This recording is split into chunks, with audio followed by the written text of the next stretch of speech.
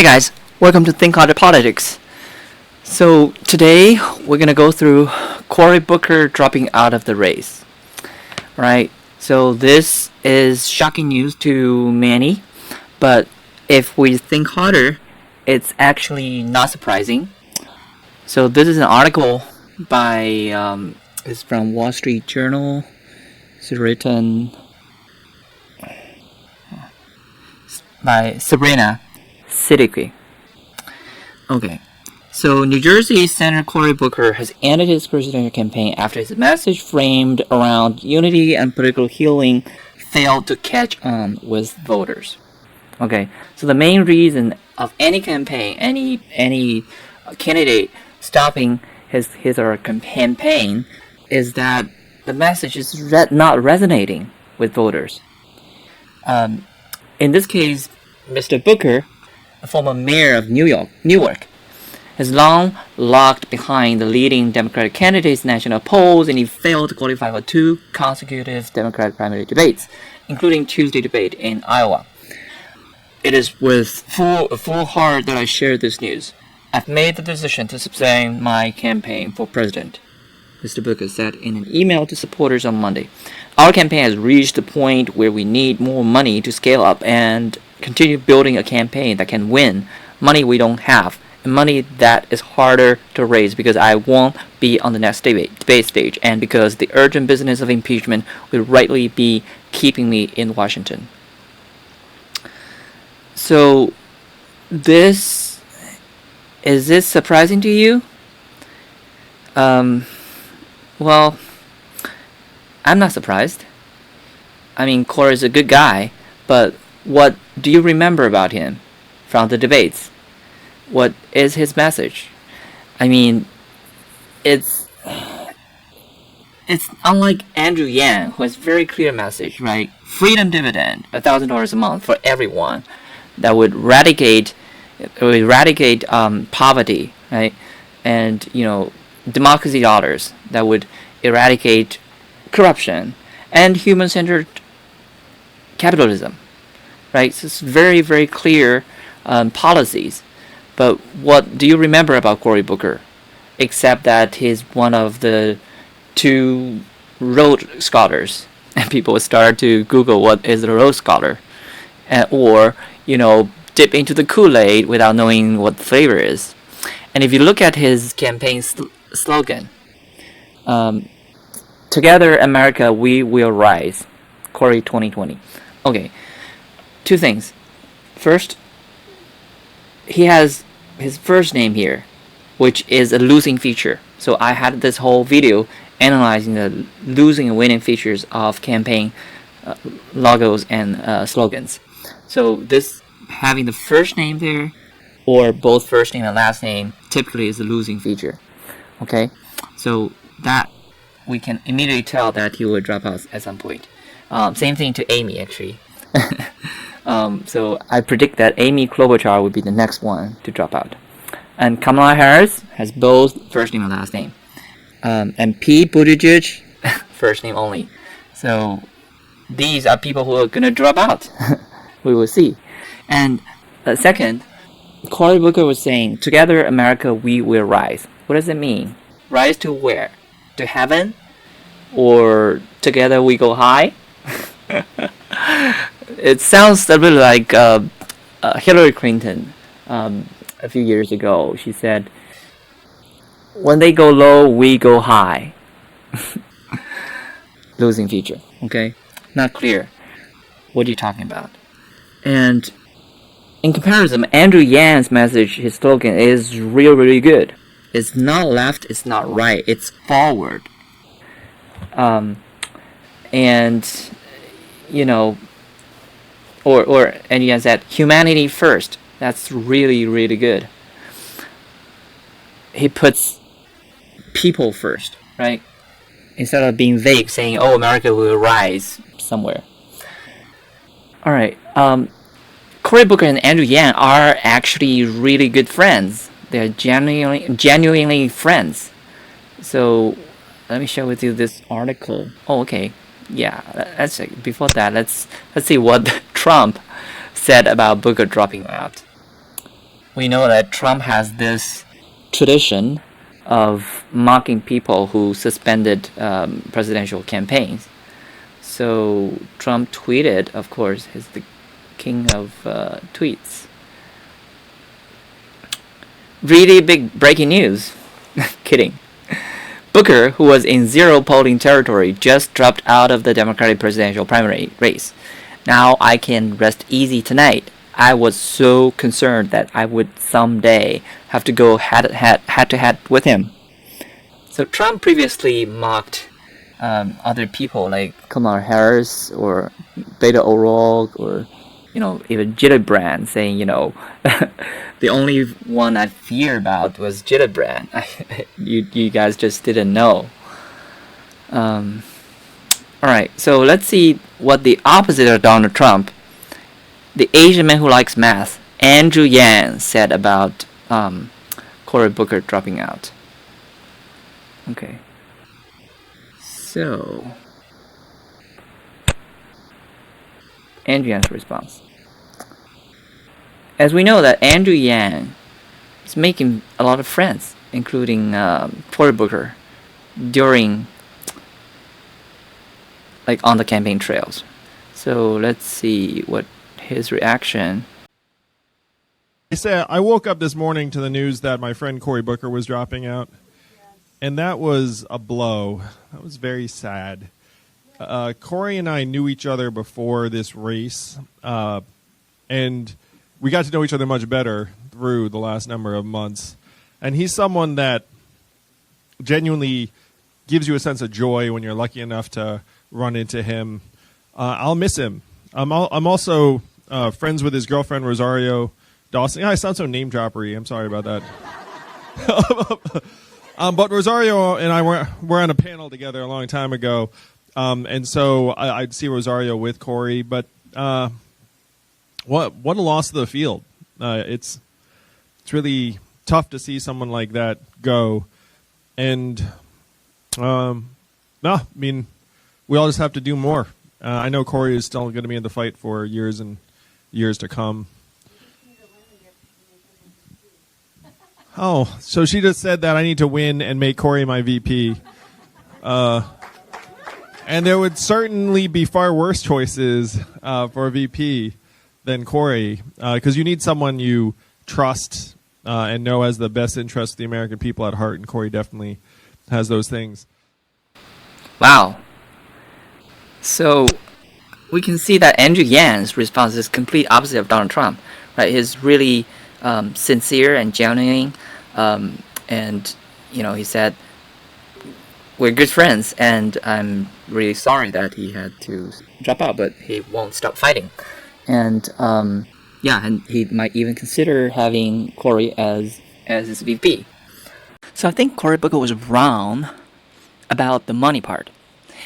Yes, he is running out of money, but the key is that his message is not resonating. So he's not getting people behind him.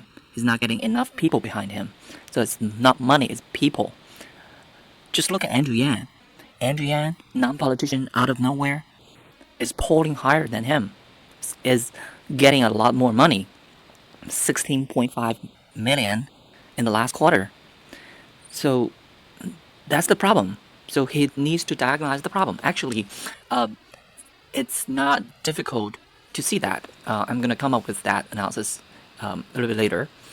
Big data analysis to see that why Cory Booker dropped out, why Kamala Harris dropped out, and Andrew Yang still there. Okay, so let's quickly go through this article. Genuine Friends, how Cory Booker and Andrew Yang bonded in a competition. This is from Philadelphia Tribune. So New Jersey Senator Cory Booker wasn't on the debate stage in California last time, but he did have a friend. See this big bear hug. Oh, that's so sweet. And Andrew Yang, right, when asked about the question being the only candidate of color on stage, he said he missed Booker. He missed Cory. I think Cory will be back. Unfortunately, Cory just dropped out. So that was a human moment during an otherwise antagonistic debate, and it earned Yang who has fashioned himself the nice guy in the presidential debate, a hearty round of applause, and an appreciative text from Booker, who, according to a source, thanked Yang and said he had hoped to prove his prediction right. And we know the result is unfortunate. But the nice part is that they are becoming genuine friends, right? So Cory Booker told CNN, I like nice people. He's a really nice guy. He's just a nice human being who cares. He's the only nice human being who cares on the stage. Other people are ego-driven, we can tell that. So politicians refer to their opponents as my friend so often that it became a cliche. So we heard that Bernie Sanders refer to Joe Biden as my friend, but that's just being polite. But in the case of Yang and Booker, it's sincere. I'm genuine friends with Cory. Yang told CNN after the debate, we text each other. I missed the guy. Yang was nonplussed about the moment after the debate, telling CNN it was a very natural thing for me to do to someone who he thinks will be back on the stage soon. That rapport has been on display throughout the campaign, especially recently as the pressure put on the candidates has increased. So, about a hug, Booker said, I just want to give him a hug if I can. And they did. Well, if I'm president, one of the things I'm going to do is to invite him over for dinner.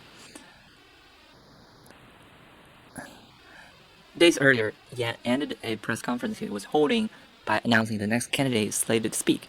Ladies and gentlemen, Mr. Cory Booker, he shouted, sounding like a hyperman for the center. That's like the days when your opening act is much bigger than the person who is doing the concert, said Booker. That's very, very kind, brother, Yang added. I've looked up to this man for a long time. It's a privilege to consider you a friend. And that rapport has played out on Twitter when Yang has turned his run-ins with Booker into a pseudo-running series, including a moment when, according to Booker's staffer, the New Jersey senator tried to speak with people when Yang stood behind him for about a minute, tapping him on the shoulder repeatedly until Booker turned around. Booker's reaction was to wrap Yang in a bear hug. I'm glad he's in the experience as well, Booker said Friday. Andrew doesn't take himself too seriously. He is who is. He added, I love when I see people in this race who are authentic. That's the same message we actually also got from Evelyn. What you see is what you get. She's talking about Andrew Yang. Okay, so that's the bear hug between these two men.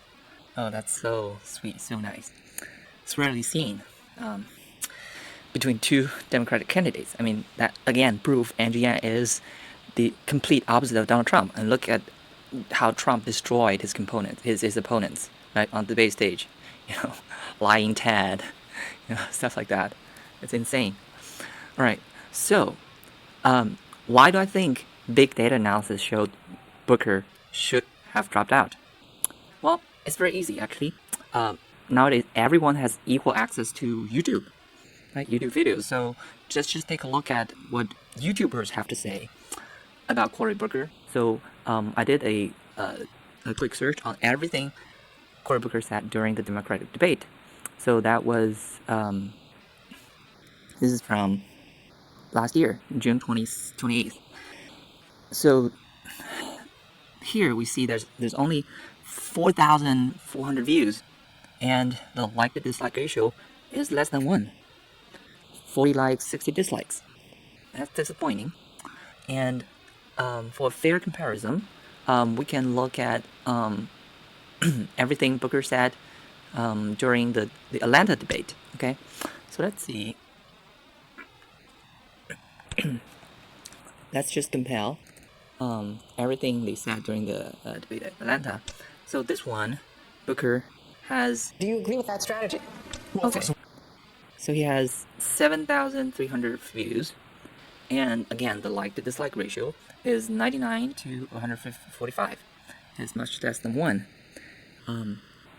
What about Andrew Yang for the same debate in Atlanta? Wow, that's insane. Wow. So Andrew Yang got 448,000 views. That's like almost 800 times more. And the like to dislike ratio is 23,000 over 603. What a dramatic contrast. That's why Andrew Yang has outlasted senators, governors, and congressmen. And look at Kamala Harris, who also dropped out. So Kamala, during the same debate, her video clip has 9,448 views.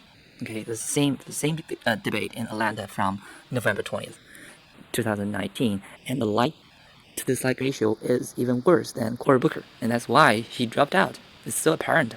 It's such a good indicator. So Kamala has 316 dislikes, only 147 likes. And we can do the same analysis to other candidates. So I summarize it here. You can take a quick look.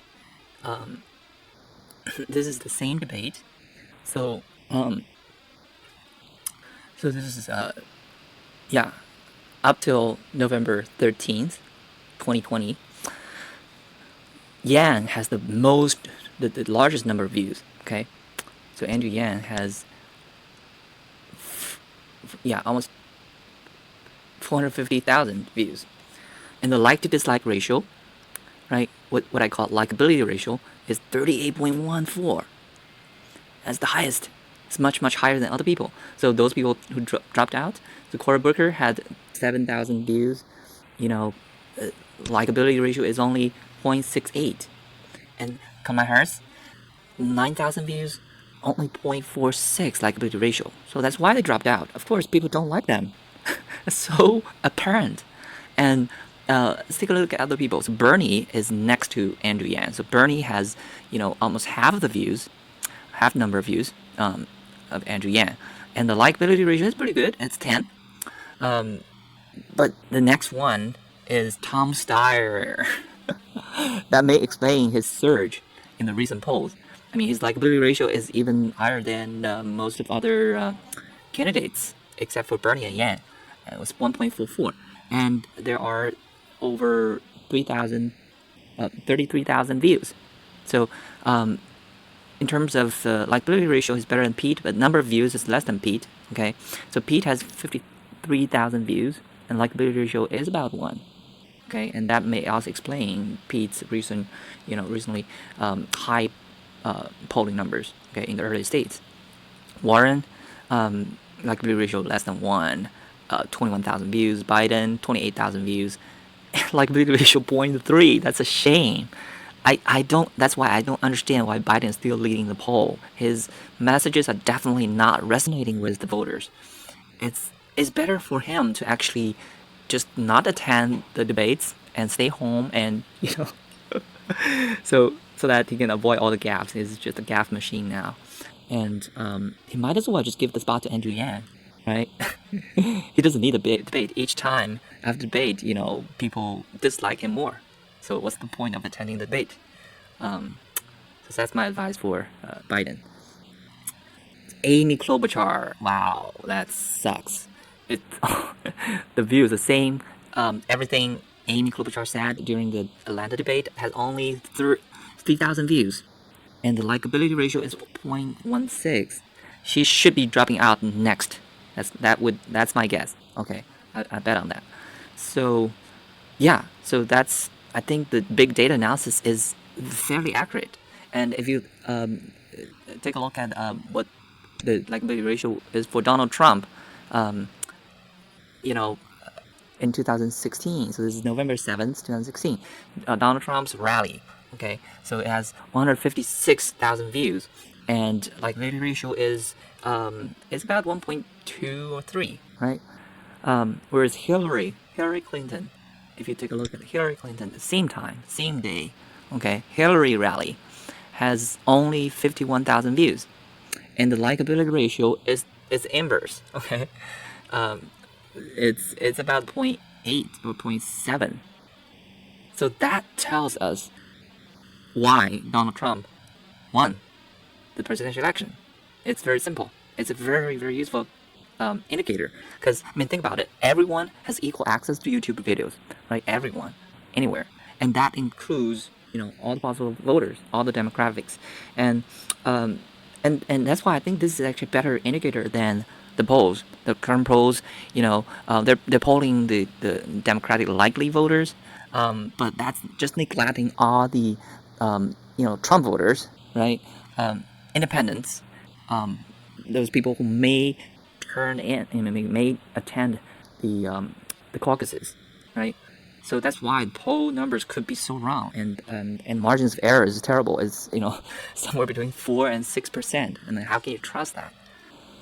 All right, so I hope you enjoyed the analysis and it makes sense, and you can do the same analysis too. I mean, just go to YouTube videos and search for these candidates and see for yourself. I mean, I've seen the trend. The data is telling the truth. Okay, we have to look at the numbers, look at the data, look at the facts.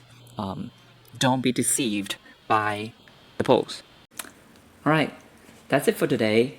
Thank you very much, and please like and subscribe and comment below.